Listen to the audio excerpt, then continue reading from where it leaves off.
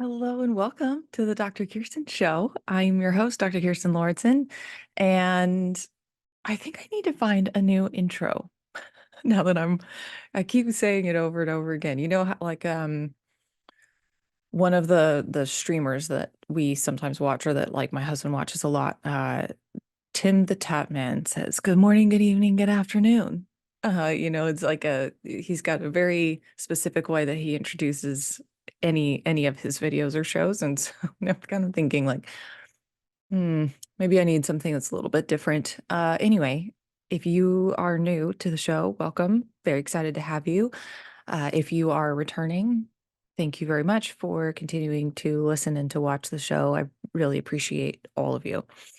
So, today's a bit of a different day. I did intend to record a podcast on an episode on nervous system regulation, and we will definitely get there. But today, I just was very inspired by one of my calls with one of my clients. And one of the things that came up was once we've made really big decisions, it can feel really weird to potentially change our mind. So that's what we're going to dive into today. It's like if you've gone through or are going through or any, in your life, you may at any point in time come up against needing to make a big life decision. And then once you've gone through this like big drawn out decision, there may come a time where you sort of need to reevaluate, like, is this the time to stay? Is this the time to maybe make some changes? And sometimes it can feel like you need to just stay. Or it can feel really weird to be like, can I even change my mind here? So we're going to talk about that. Okay. So let's give a good example. Like I'll give an example from when I was young, when I was little, well, younger. I was placed in a private school, and that was fine. I mean, kind of. It's where a lot of trauma happened for me, which is unfortunate. And it's taken me a long time to heal from a lot of the stuff that happened then. And I spent a lot of my time, especially, well, every year, I would just have this major meltdown right before school would start, and I would just say, like, I don't want to go back. I do not want to go back to that school. And I had amazing friends of which I still have to this day. But there was something about either that I had not healed what had happened as the years had gone on, or there was still just something about it that just did not feel right for me. And I know now looking back to trust those feelings, but at the time I was, in middle school and high school, I didn't really have the ability to know what was going on. And it's hard too sometimes with kids and teenagers specifically because we can still get very locked into like our emotional brain and not be able to kind of go up the ladder and be able to use our like logic and common sense and that part of our brain. So sometimes it takes a little bit to try and like get yourself out of that place. And I can very distinctly uh know, like I could tell you like the times when my brain was just getting sunk into like big chaos emotions, um and losing all sense of like sense at all and logic. And this conversation might seem very logical, right? Of like, well, of course you can change your mind. Of course you can. But here's the thing. So following along with this, it was a really, really big decision to move us to different schools that weren't in like the public school system. And there were multiple reasons. And I've learned even since there were other pressures involved as far as like why we moved schools. And I'm not saying too that that decision necessarily was bad in the sense of like it gave me an incredible education, and I do think that I have had the success that I've had as far as like as far as I've gone in like the educational world, the academic world, I have a lot of degrees, a lot of high level graduate degrees. So, I do think that for many reasons, I did get a really, really great education, and that was something that was really important to my family. And I do think that was definitely accomplished. Um, and as I said, I've got great friends from that time too that I still have to this day.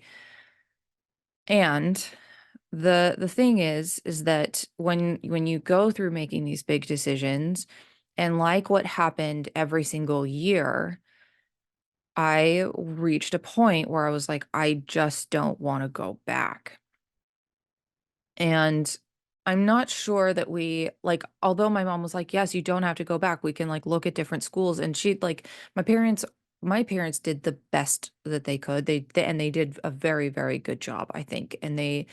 Um, and all of that being said, now looking back, what I realized is that my mom was trying to help me as far as like, figuring out what the best fit would be. And I did go and check out some of like the local high schools, um, and see if that would potentially be a different or a better fit. And I did eventually decide to continue on at the private school that I was at. Looking back now, I wonder though, as far as like I had a lot of fear because I was a teenager, like I had a lot of fear around, well, like I might lose my friends? What if I don't have any friends, at this new school? It's moving schools is like a really big thing.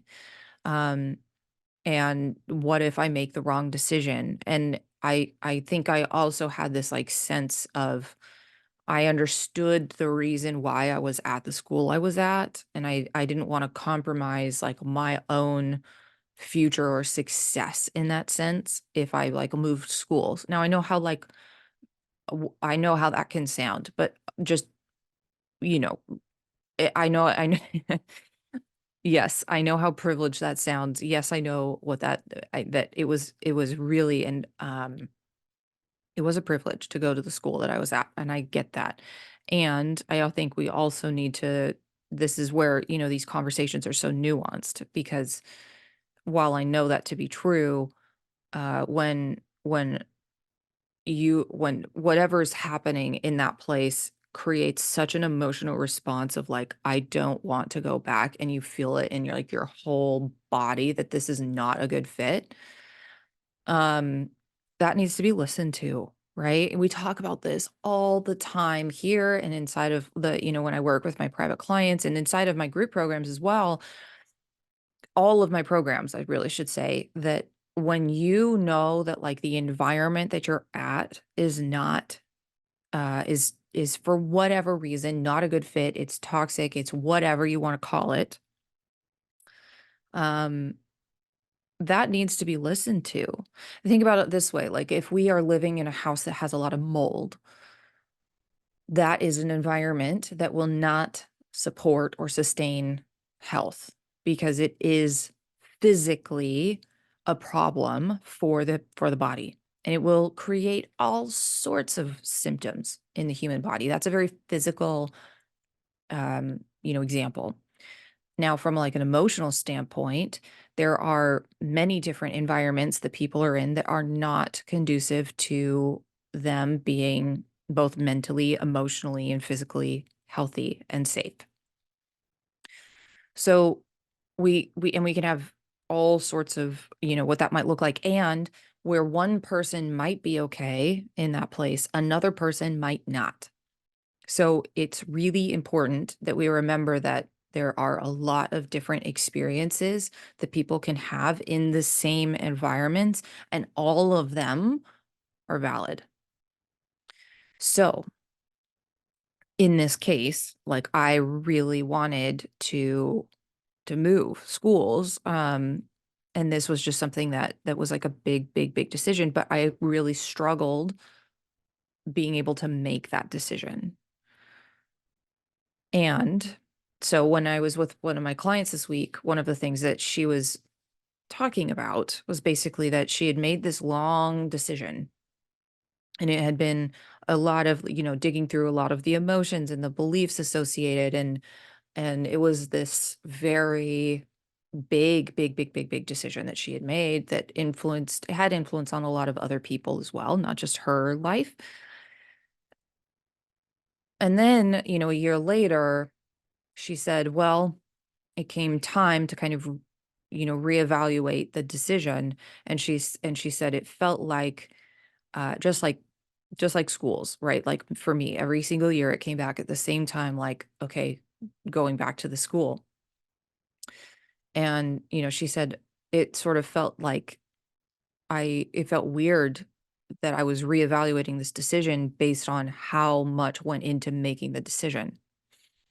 And I said, okay, well, let's talk about that for a minute because I know logically it seems like, of course, you could make a different decision. Logically, we know that. But our emotional and our energetic bodies oftentimes won't always feel the same way.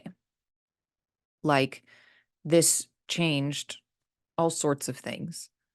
Is it okay to then potentially reevaluate that decision and change your mind? Sometimes it can feel really, really weird and awkward to all of a sudden go, okay, maybe I'm going to do something different. But it's really, really important that we give ourselves the ability and also the space to know that it's okay to make a different decision. And here's why. A lot of the times when we want to make these new decisions, there's a big amount of fear or any sort of like emotion associated with making the decision. It's often why people won't change.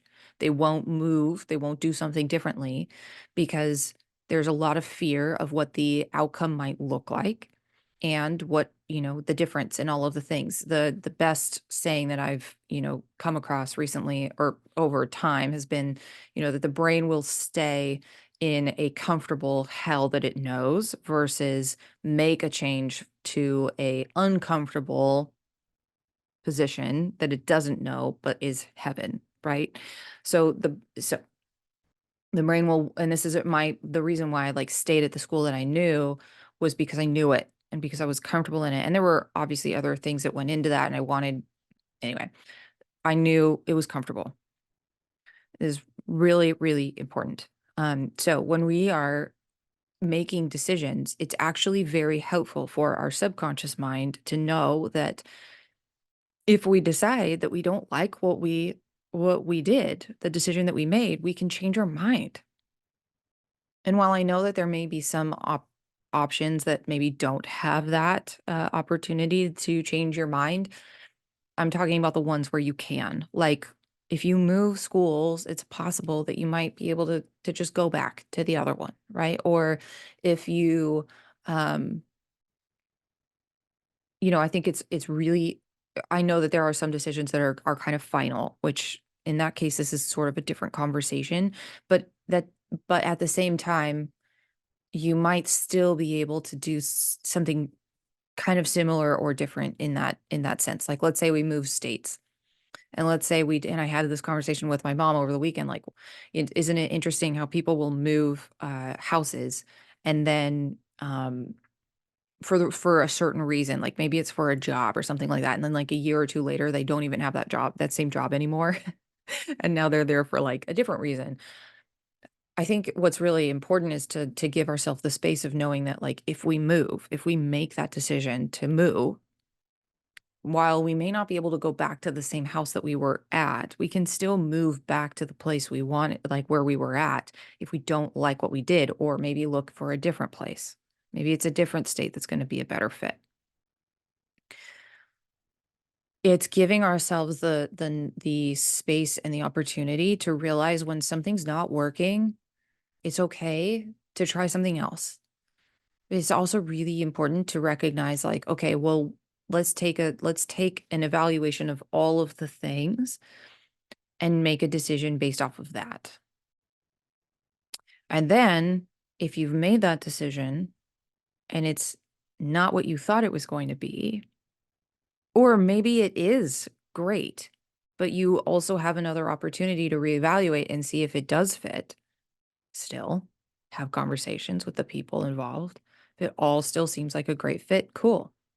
But it's not unreasonable, even if it was this long drawn out process of making that decision, it's not unreasonable to reevaluate.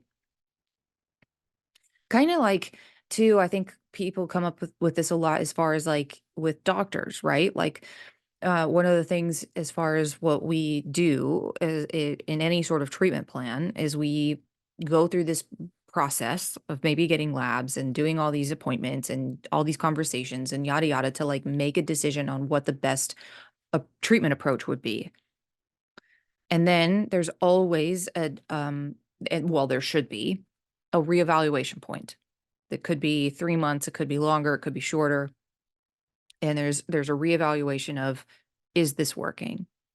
And sometimes I have patients that don't go that far, and so I don't ever really get to see them for a reevaluation point, although I would suggest always that there should be a reevaluation point, especially if you're continuing on with a certain treatment plan. So, you know, there's that there, but it's really, really important to have that reevaluation point just to say, like, okay, is this still a good fit? Is this still working? Is this still the right approach? And then if it's not, we can make adjustments. If it is, great, then we continue on the way we were, or maybe we make a slight adjustment to something that might be even better, right? Because now, or maybe it is a point where things are going really well, but now it's a time to try to put a different approach in because we're trying to accomplish something for the not only the short term but the long term. It's keeping like both of those in mind. This is yeah, so those are like a lot of the different things that can go into making these big decisions, but I oftentimes think that we kind of like don't reevaluate because of things that we think, right? Of like, well, I feel guilty for upending everybody's lives and then being like, "Oh, maybe this wasn't the best fit." What is that guilt doing? Like, is that really useful? There are definitely times where guilt is probably a good emotion to have, especially if like you've done something wrong or to hurt someone. But in other cases, like it's not a very productive or helpful emotion, right? It's like to feel guilty for trying to improve in some way, right? Like yes, it might have created some difficulties for some other people, but that's not super helpful. I hope this is making sense because I'm kind of just going off the cuff today because this was just such a great conversation that we had that I thought was really really important, and so I wanted to have it today, so that hopefully, if you are in a place where you've realized, like, maybe you maybe you did move, or maybe you made a big move, or maybe you need to make a big move and need to make a kind of a big decision around that, and you're feeling a little stuck in making that decision, hopefully this will give you, or this is like something, a tool or a reframe that you can give your subconscious mind that it's okay for us to make the decision that we think right now is the best fit for us. And we can always reevaluate, always. And while once we make that decision, maybe the grass may not be greener on the other side, and we may not be able to come back to exactly the way it was. I bet there's a lot that you'll be able to learn from that decision and that experience, and I bet there's, things that you can do to kind of get back to whatever it was that might be a good fit. But in most cases, what I find is that there's a reason why right now you're feeling like where you're at is not working. And my guess is that when because I see this often, is that once you make the decision, you make the move, and you gain some space from it, what you find is on the other side, somewhere along the line, you get where you're wanting to go. Just sometimes it takes taking the leap of faith that like it's gonna be okay. And you probably won't want to go back.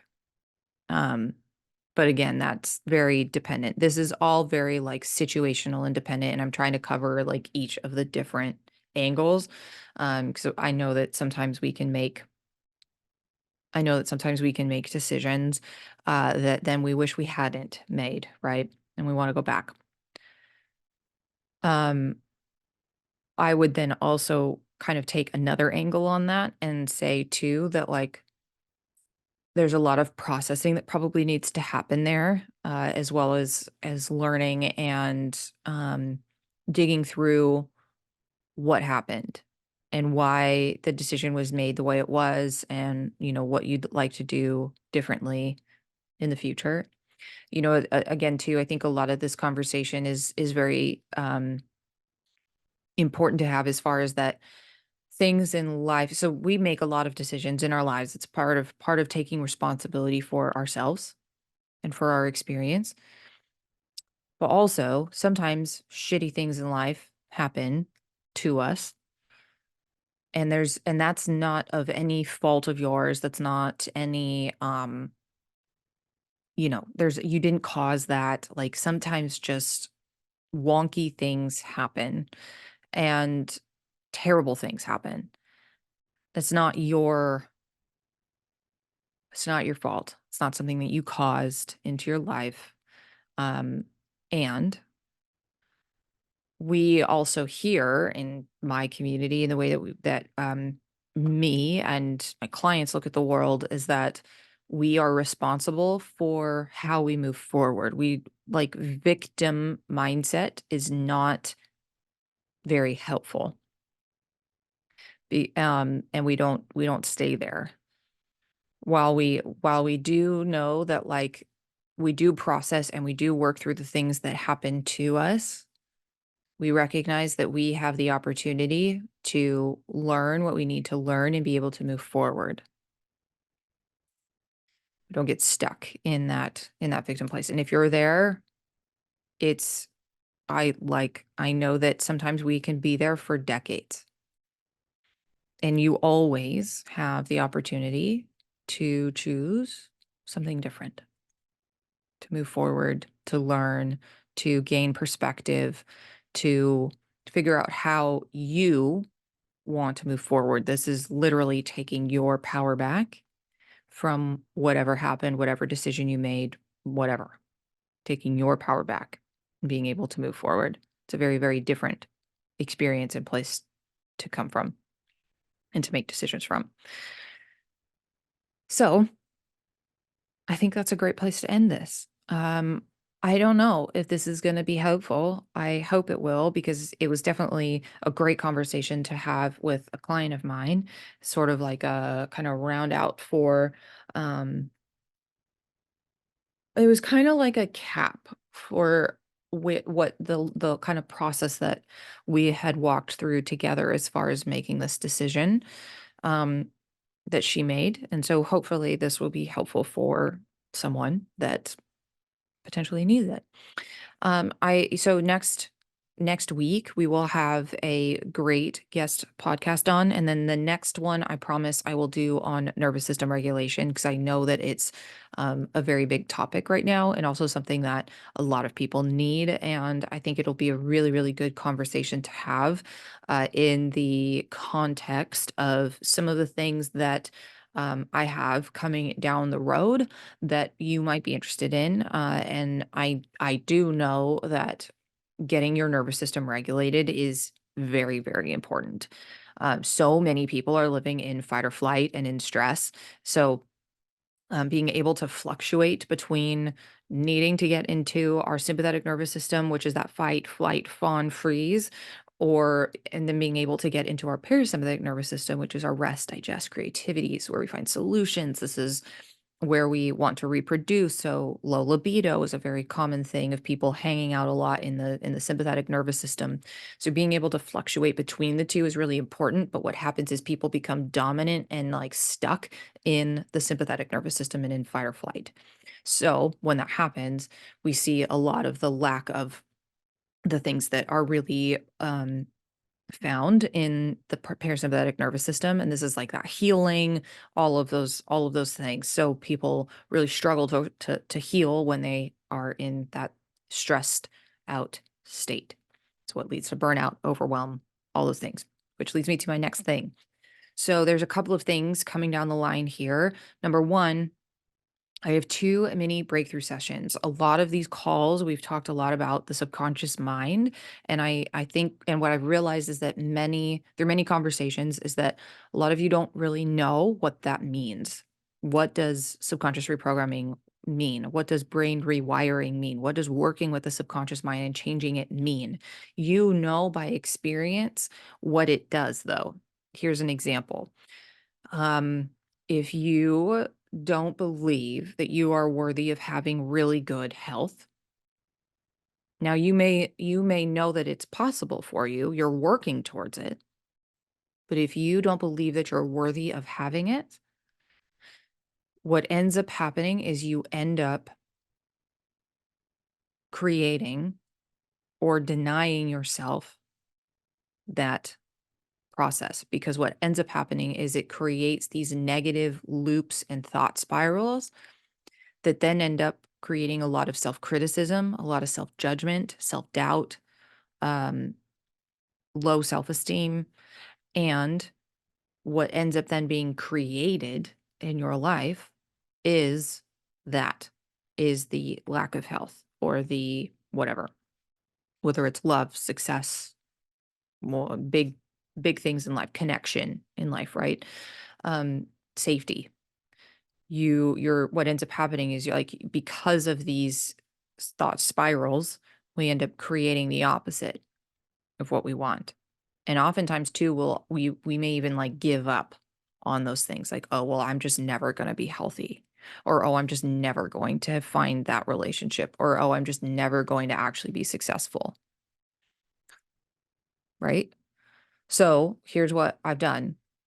You may have experienced this in some way, shape, or form around these different beliefs, but shifting them might seem a little like, I don't know what that means. So, I've created these mini breakthrough sessions that are designed for you to shift one thing, one belief, one so if it's I don't believe that I'm worthy of success. I don't believe that I'm worthy of health. I don't believe that I'm worthy of love or connection or whatever. I don't believe that I'm worthy to be seen, heard, that I matter. You can join me for these mini breakthrough sessions to see what it's like, and you will literally on the call shift the belief with me. And you then can take that and see how it shifts in your life. And then now you know what it is, and that may help guide you towards maybe going a little bit deeper if that feels good to you. So what I have coming up right now is worthy. So that one is if you find yourself all of the examples I just gave, but also if you find yourself consistently chasing the next thing and the next thing and the next thing and never quite feeling satisfied with where you are at. This could be like climbing the achievement ladder, or maybe you don't feel worthy or deserving of rest. It's really important if you are going into motherhood or you are a mom, being deserving of rest as well as asking and receiving support and help. I prefer support over the word help. Support. You're going to basically feel like you're doing everything. So, if that is you, this is a great breakthrough session to join and just see what it's like.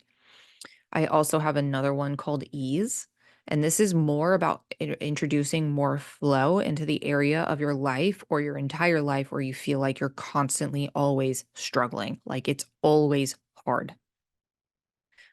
I made this one because this was a big one for me.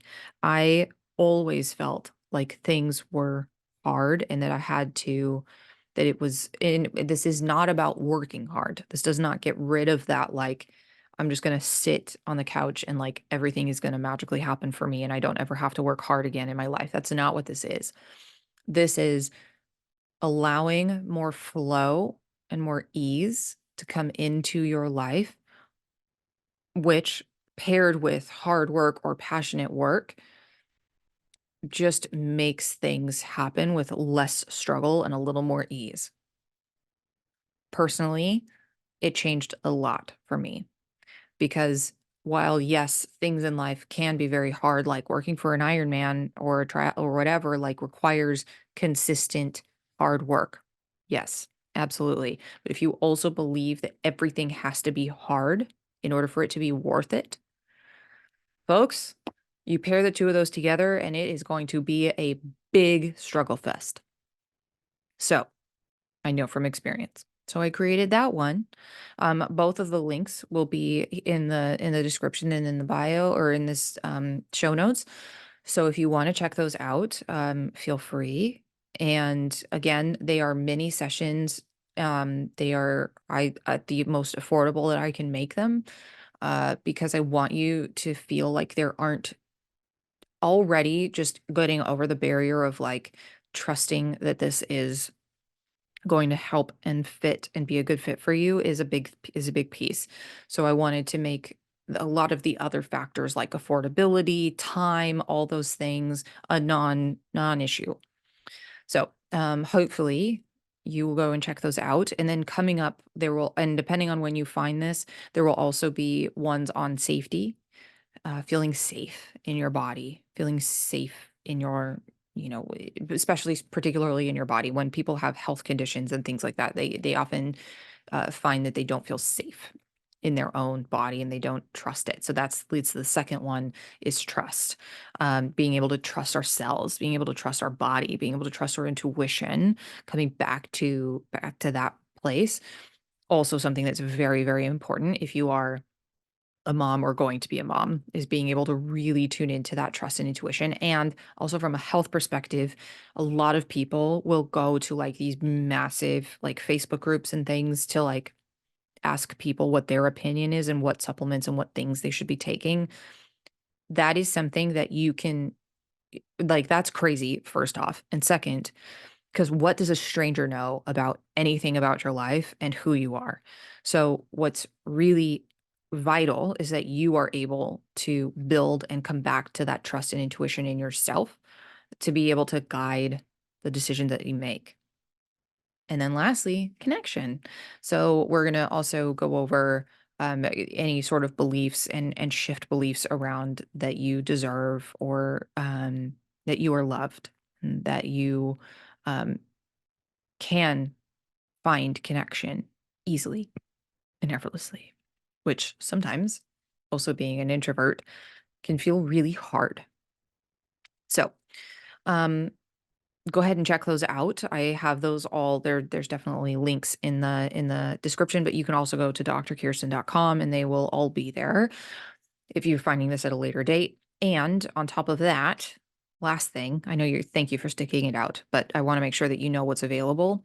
I have a few private coaching spots available, as well as I have um, a few other programs coming up. One on ending burnout and overwhelm, which, if you are stuck in those patterns, I highly recommend checking that out because and it's going to be partnered right now with our up level program. So you're getting both in one, which means that you're getting a lot more like group and one-on-one support from both my sister and I, which are we're both master certified coaches in subconscious reprogramming. So it's one of the ways that if you want to really over the next 6 weeks dive in and get to the root of those patterns so that you can lay down a foundation for maybe further work if it's needed, but you at least have a very solid foundation to work from to really get to the root of where those patterns come from.